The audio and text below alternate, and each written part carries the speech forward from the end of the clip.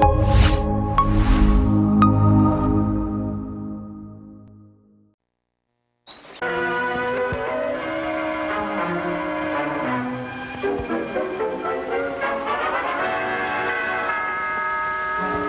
and Mrs. North, starring Barbara Britton and Richard Denning.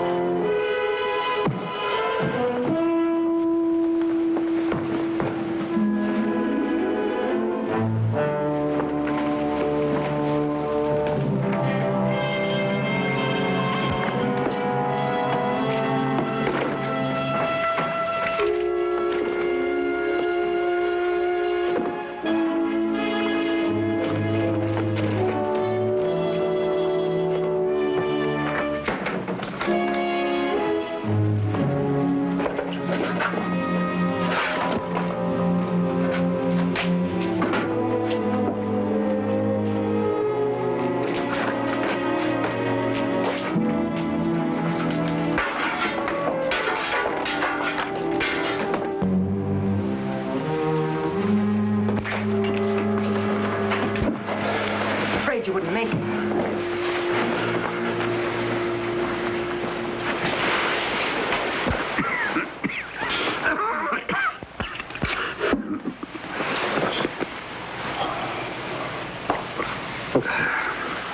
Now rest. The doctor ought to be here any moment. A doctor now? Just in case the exertion was too much. You think of everything, don't you? I have to if I'm going to be your alibi. Where is it? What happened? It didn't work out. Just as I was getting at the stuff, the night watchman heard me cough. And you ran like a rabbit. Anyway, they can't trace the briefcase to us. Come in, Doctor. Well, let's have a look. Well, what about it, Doc? Well, more rest and stay off your feet as much as you can. Think a change of climate might work the trick? Of course. Of course. Mountain air. The Adirondacks, the very thing if you can afford it. I know just the place. Lake Placid. Don't worry, Doctor. I'll be there to be sure he rests.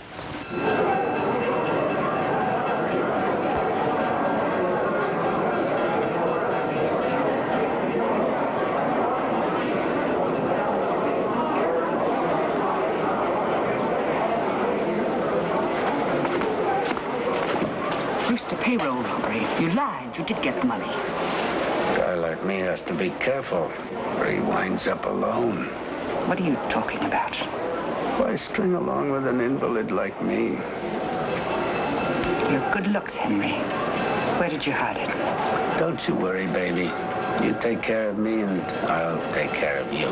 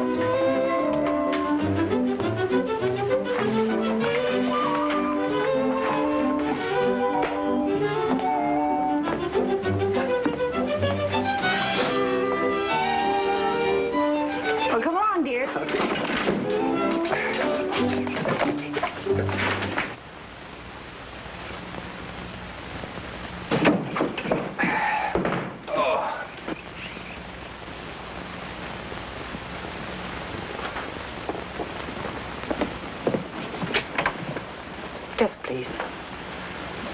Could you tell me if Mr. Jerry North is registered here? Mr. and Mrs. North just checked in? Thank you very much.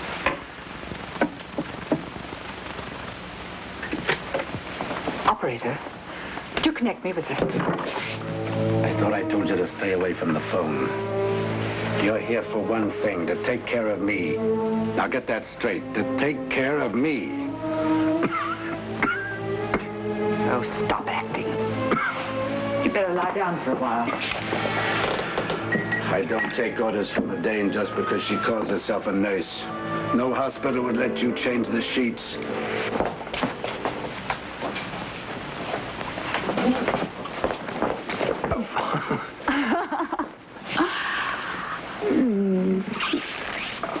Darling, we haven't even unpacked yet. The mountain air sure works fast on you. It's just the idea of being alone with you, darling. No cares, no responsibilities. Sleep when you feel like it. No friends popping in unexpectedly? The book business could go bust, the apartment burned down, and we wouldn't even know it. Oh, well, that's a pleasant thought. Oh, it's merely a figure of speech. Hey, doesn't this give you a clandestine feeling, huh? Before lunch? Oh, it proves how badly you need a vacation. Proves I'm hungry.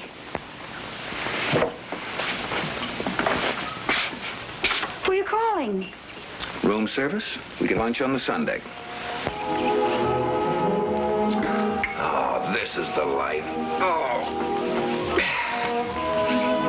What are you staring at? Her. Betty! Jerry! You haven't changed a bit after all these years. You here on pleasure? No, on a case. Betty, I want you to meet my wife. Pam, this is Betty Ferris. She was a student nurse at the hospital when I had my appendix out. Oh, won't you sit down? I'm sorry I have a patient. It's so nice seeing you again, Jerry, and meeting you, Mrs. North. Well, don't stand on ceremony. Drop in any time. Thank you. Bye. Bye now. No cares, no responsibilities, no people popping in unexpectedly. Oh, darling, how was I to know?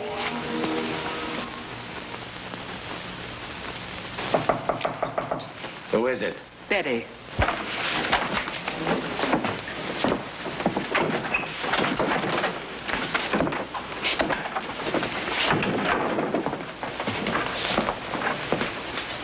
Where you been all afternoon? Had lunch at the lodge. I told you I would. Lunch takes 2 hours. What do you call that you've got on, a lunch frock? I thought I'd get some sun. I've been shut in so much of the time. Too bad about you. Too bad about us. We could be in Canada right now, having the time of our lives, if you'd only get that money. We've been over that. You know it isn't safe for me to go back for it yet. The cops would be sure to pick me up. I could go. Yes, I know. You'd be delighted to. And you'd keep right on going once you got your hands on it. Well, you don't know where the money's hidden, and that's the way it's going to be.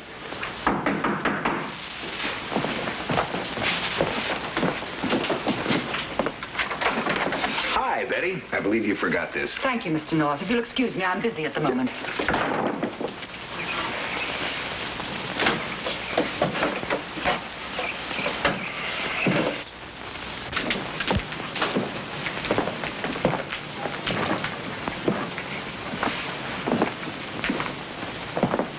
So you're shut in all the time. Had to get yourself some sunlight. Pick up a strange man, you mean? This was no strange man, and his wife's up here with him. Listen to me, or I'll walk out that door and never come back, and I mean it. Mr. North happens to be a former patient of mine. I sought him out, but only because he could help us. How? Let me tell you about Jerry North. He's a friend of the police, an influential citizen, and loves to play Good Samaritan. He's bound to be sympathetic to the plea of his own nurse for a helpless invalid who's gone wrong. Please forgive me for burdening you with my troubles, but I just don't know where else to turn. Of course. Now, let me get this straight. You first met Henry Mills at City Hospital, where he came as a patient. And when he was released, he hired you to look after him while he convalesced. Yes. And shortly after you came up here, he confided the embezzlement of the $7,000 from the Brewster Tool and Die Company, where he'd been a bookkeeper. And you stayed on the knowing he was a criminal? But he's not. He never did anything wrong before in his life. It's the disease. It makes the victim desperate for a chance at happiness. If he were a criminal, would he offer to make restitution? Well, he's been here nearly a week. Why did he wait so long? Can't you understand his dread of going to prison? He'd have one chance in 1,000 of coming out alive. But why me to pick up the loot? If Henry went to pick up the money and was caught in the act, who'd ever believe he meant to return it? Look, Betty, anyone caught with that money in their possession is in for serious trouble. Couldn't Mills go to the Brewster people first and let them pick it up? Of course he could, if he were a rational person. But he isn't. That's what I've been trying to tell you. The disease has made him apprehensive and suspicious. He's convinced that the company will demand his arrest unless there was some influential person on his side. I don't mean to press you to help me. He's dying anyway. Perhaps we ought to just let it stand as it is. He has a year at the most. I just thought it would make these last days easier.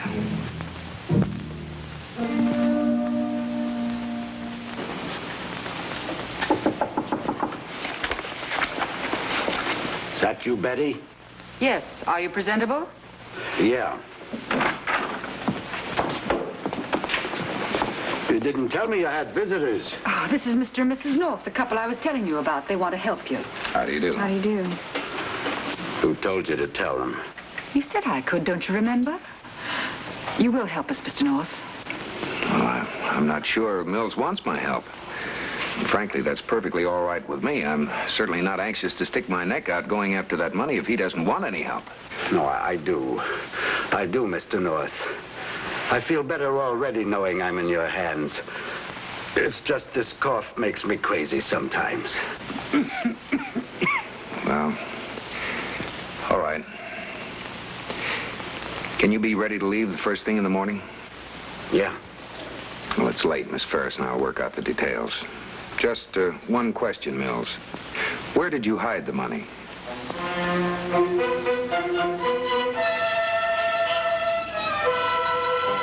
706 Mott Street. Your apartment? In the basement. It's in a coal bin near the furnace. In a...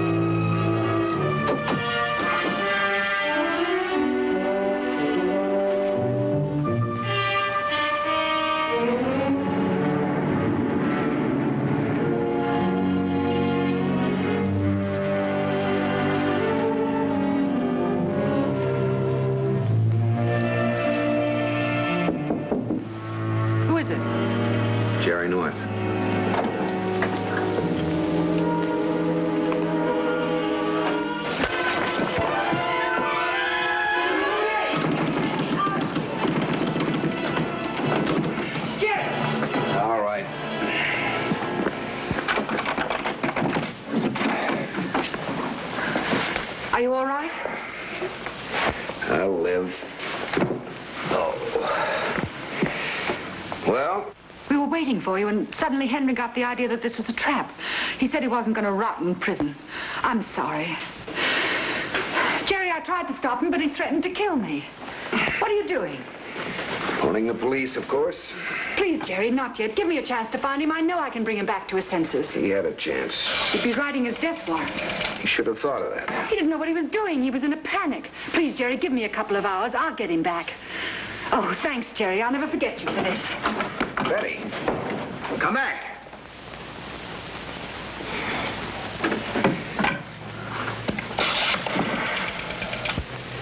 Operator, give me Lieutenant Weigand, police department. Now, this isn't the first time your zeal to lessen the burden of the police department has led you astray. I don't doubt your intentions, Jerry, but good Lord, man, you weren't born yesterday. Yes, he was. Under the sign of the goat. And you're getting mine. Look, Bill, I made a mistake, I admit it. But I always thought a condemned man deserved some special consideration during his last days. And Mills is a condemned man. He's dying. I understand that. But I hope you understand this. If the Brewster Tool people press charges, it'll be my reluctant duty to place you under arrest as an accessory after the fact. Oh, now, just a minute, Lieutenant. You not only passed on stolen funds to Mills, but in so doing, you made his escape possible. Oh, now, look, Bill.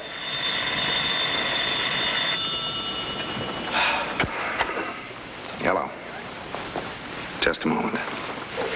It's for you, Bill. Brewster Tool and Die Company. Thanks. Lieutenant Weigand speaking. What? Yes, I see. Well, thank you very much. I'll go quietly. They have no record of the embezzlement. They double-checked. Maybe it's the wrong tool company. No. Henry Mills has worked for them, a bookkeeper. And he was given a leave of absence about a month ago because of TB. But his accounts tally. Why would Mills invent a cock and bull story like that? Involve his nurse and a complete outsider. What was he trying to prove? I don't know. But there's something very fishy about this whole thing. About a month ago, the Brewster Tool Company was robbed of... Yes? Betty. What? Oh, I'm sorry.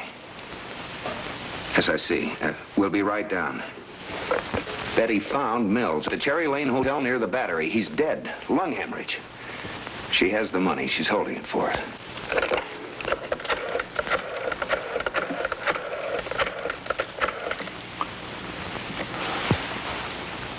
Lieutenant Weigand speaking. A man by the name of Henry Mills was just reported dead. A lung hemorrhage down at the Cherry Lane Hotel. Right, now get down there as soon as you can, will you, Doc? Good. Let's go.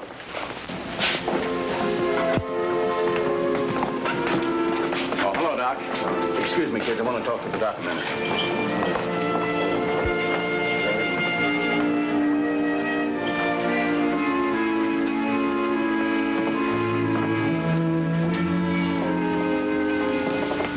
Betty, I'm sorry. There's the money. You see, I kept my word. I'm sorry to spoil your vacation. Is he from the plant where Henry worked? No, this is Lieutenant Weigand, Police Department. Why did you have to tell the police, Jerry? Henry's dead. There's nothing left for the police to do. Henry gave back the money of his own free will. Doesn't that make a difference? It's not fair to judge him as you would a healthy man. This disease eating into his mind. Where's the rest of the money? The rest? As far as I know, what's in the briefcase is all there is. Except what Henry spent in the mountains, and that couldn't have amounted to very much, just a couple of hundred. The difference between the few odd thousand found in this bag and $100,000 is not just a couple of hundred. 100,000? Henry embezzled that kind of money? I don't believe it. There was no embezzlement. We checked that angle. I'm talking about the $100,000 Brewster Tool Company robbery just 48 hours after their bookkeeper, Henry Mills, got... Henry wouldn't lie to me.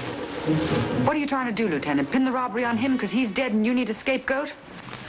The serial numbers on this currency match exactly with those of the stolen banknotes. But I don't understand how they... You don't have to pretend, miss. It was a good act, but it won't work. Betty, why don't you cooperate? If you know anything about the money.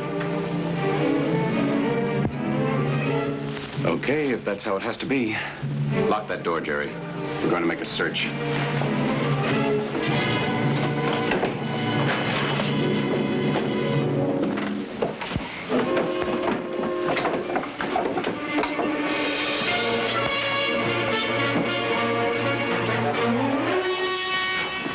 No rips on your side either?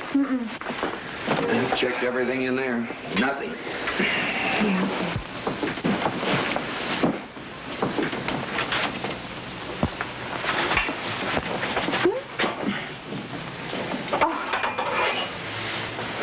Well, at least we found something.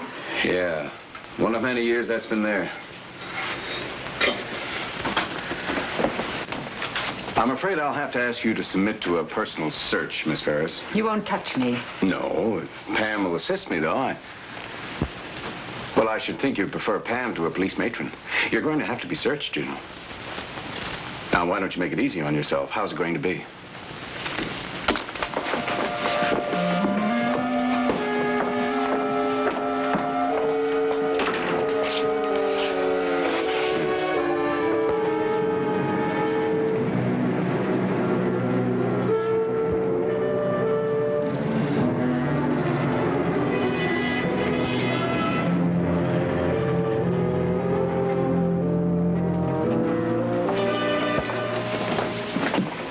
No, Bill. Don't you think this has gone about far enough?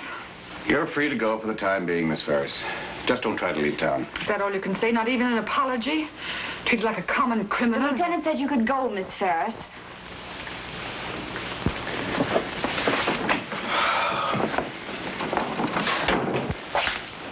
What do you do with a woman like that? She's lying about the money, of course, but it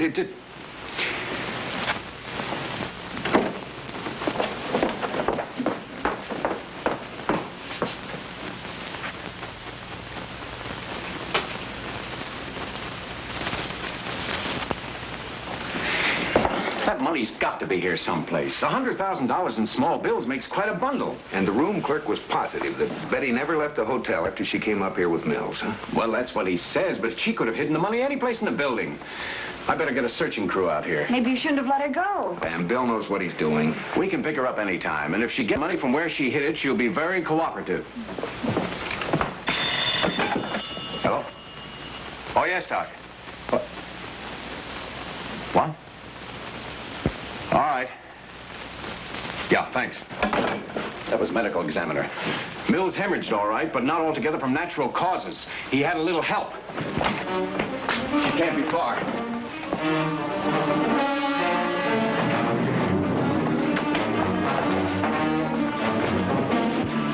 She's on her way down. There's a staircase. Come on.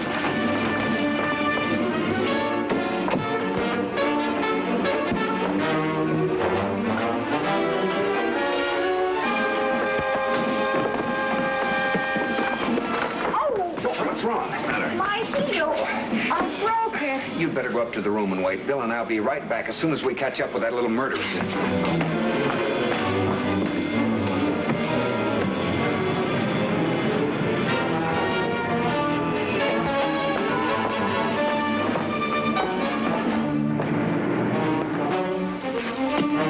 Betty, what are you doing here?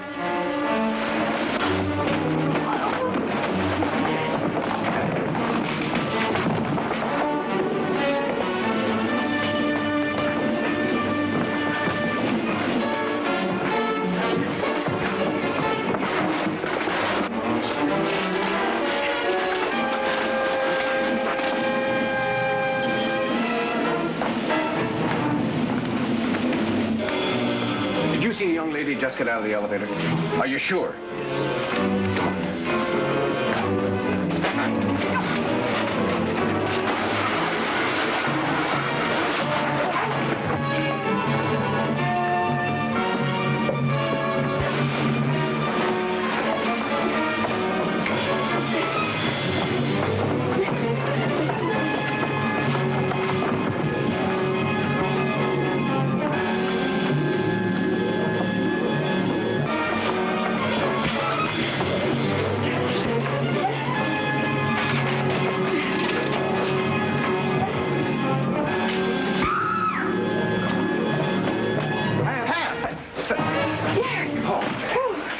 Are you all right? Yeah, I know. I'm a living, breathing dream, but you should see Betty. Whew. Whew. Open your mouth, Jerry. Hmm? Hey, what's the Keep big your mouth idea? shut, Jerry.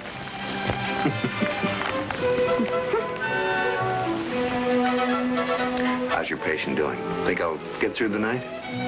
Temperature perfectly normal. Oh, but that's a big disappointment. Tell me, what's this all about, this nurse's get-up? I just thought I'd see. See what? See what it is about one of these uniforms that always gets you boys. I'll tell you one thing. It isn't the uniform. I think I get the idea. I thought you would. Mr. and Mrs. North is directed by Lou Landers. Produced by John W. Loveton. A John W. Loveton production. Starring Barbara Britton and Richard Denning. Featuring Francis DeSales.